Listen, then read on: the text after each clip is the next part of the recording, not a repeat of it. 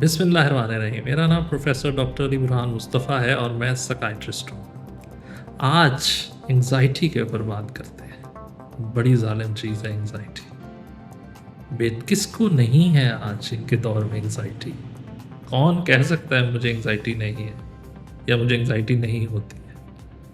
बेचैनी, घबराहट, पट्टों में खिंचाव, तनाव, चिड़चिड़ापन, गुस्सा, नींद का ना आना, भूख का ना लगना, मैदे के कैप्सूल खा रहे हैं, ईसीजीज करवा रहे हैं, ब्लड प्रेशर चेक कराते फिर रहे हैं, बार बार तसल्ली नहीं हो रही। एक सारे टेस्ट करा लिए, कुछ भी नॉर्मल, सब नॉर्मल आ रहा है, फिर भी एक खौफ है कि हाय कुछ हो ना जाए, कुछ हो ना जाए, कुछ हो ना जाए, कुछ हो ना जाए। तो जानना चाहिए ना हमें कोई पहलू कि आखिर एंग्जाइटी होती क्या है भाई। ये दिमाग और जिस्म का क्या ऐसा राब्ता है जिसके सर्किट में कोई प्रॉब्लम आ गई है?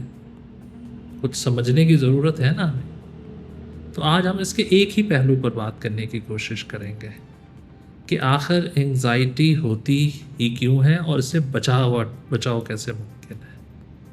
तो ये याद रखिए, ये हमारा दिमाग है और ये हमारा जिस्म है। एंग्जाइटी क्या होती है? दिमाग कहीं चला जाए, जिस्म कहीं चला जाए, हो गई एंग्जाइटी। मेरी सोचें कहीं और हैं और मैं खुद कहीं और। स्टूडेंट से पूछें, वाइवा हो रहा है, बाहर बैठा है, दिमाग कहाँ है? अंदर। किताब सामने है, पढ़ा नहीं जा रहा। तो इसको क्या कहते हैं? एंग्जाइटी।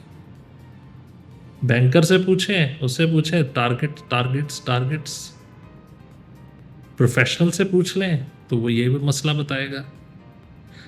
किसी किसान से पूछ लें, हाय अभी गंदम की फसल आने वाली है, कपास की आने वाली है, ये ना हो जाए, वो ना हो जाए, यूँ ना हो जाए, यूँ ना हो जाए, हो गई एंग्जाइटी। तो इसी को बेचैनी घबराहट करते हैं, जहाँ मेरे दिमाग और मेरे जिस्म की कोऑर्डिनेशन या मेरा जो राब्ता है वो हो गया डिस्टर्ब। दिमाग मेरा कहीं चला गया और जिस्म मेरा कहीं और। अगर मैं किसी तरीके से दिमाग और जिस्म को एक ही लाइन पर ले आऊँ तो एंग्जाइटी में सुकून आ जाएगा, एंग्जाइटी बेहतर होना शुरू हो जाएगी। दवाइयाँ क्या करती हैं? यही काम तो करती हैं, दिमाग को जिस्म के साथ कोऑर्डिनेट कर देती हैं, नींद अच्छी कर देती हैं, भूख अच्छी कर देती हैं, सोच अच्छी हो जाती है। आप जहाँ होते हैं वहीं सोचना शुरू कर देते हैं। भी आप खुद भी तो प्रैक्टिस कर सकते हैं। तो उसकी एक वर्जिश है जो मैं आपके सामने बताना चाह रहा हूँ और वो है डीप ब्रीदिंग एक्सरसाइज। एंग्जाइटी के मरीज सांस पूरा नहीं लेते। सांस से क्या होता है? नाक के ज़रिए से आहिस्ता आहिस्ता पूरा सांस लेना और मुंह के ज़रिए से आहिस्ता आहिस्ता सांस निकालना। ज़रा करके देखें कैसे जिस्म और दिमाग एक ही लेवल पे आ जाते हैं। शुरू में ये आपको लगे कि इससे क्या होता है, लेकिन ये वर्जिश है आपके दिमाग और जिस्म को एक ही जगह पे लाने के लिए कि जहां आप हैं वहीं आपका दिमाग मौजूद हो। रोल कंफ्यूजन नहीं चलेगी कि आप काम कर रहे हैं अस्पताल में, दिमाग आपका घर में फिर रहा है, घर में है तो दिमाग आपका अस्पताल में फिर रहा है, हो गई एंग्जाइटी। तो इस चीज़ से बचने के लिए डीप ब्रीदिंग करें। सुबह शाम सिर्फ अपने लिए 5 मिनट निकाल लें। अगर आप वॉक करते हैं तो वॉक करते वक्त भी डीप ब्रीदिंग करें। दिमाग कहीं नहीं जाना चाहिए। अगर आप वॉक कर रहे हैं, दिमाग कहीं और जा रहा है, तो उस वॉक का कोई फ़ायदा नहीं है आपको। आपका दिमाग और जिस्म एक ही लाइन पर रहना चाहिए हर हालत में। तो उसके लिए डीप ब्रीदिंग एक्सरसाइज 5 मिनट की है।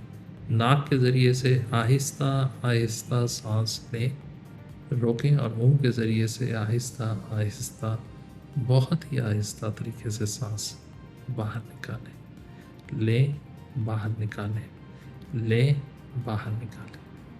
ये है वो 5 मिनट। इसकी मैं मिसाल आपके सामने रख के दे सकता हूँ।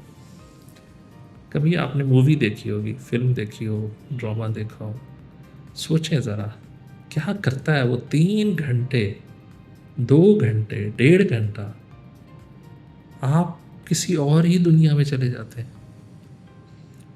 आपका जिस्म आपके दिमाग के साथ कहीं चला गया, और जब वो ख़त्म होती है तो आप ठक करके वापस आ जाते हैं।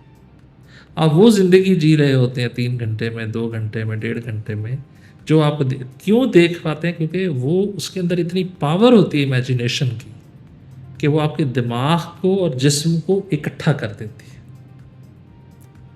और आप इंजॉय करते हैं।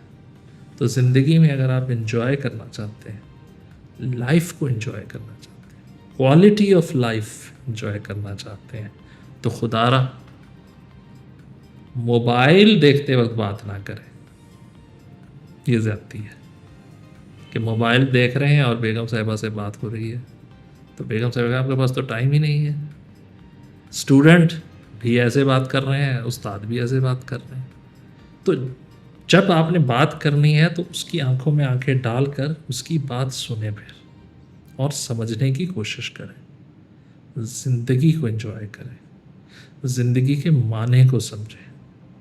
अल्लाह तबारक व तआला ने इंसान को ज़मीन पर क्यों उतारा है, इसको समझने की कोशिश करें। समझ तब आएगी जब दिमाग और जिस्म यकजान हो जाएंगे, यकजान दो कालिब हो जाएंगे, तो फिर ज़िंदगी गुजारने का मतलब समझ आ जाएगा। अगर आपको आज का वीडियो अच्छा लगा हो तो इसे लाइक, कमेंट, सब्सक्राइब और शेयर करना मत भूलिएगा, क्योंकि इसलिए हमारी एनकरेजमेंट भी है और फीडबैक भी।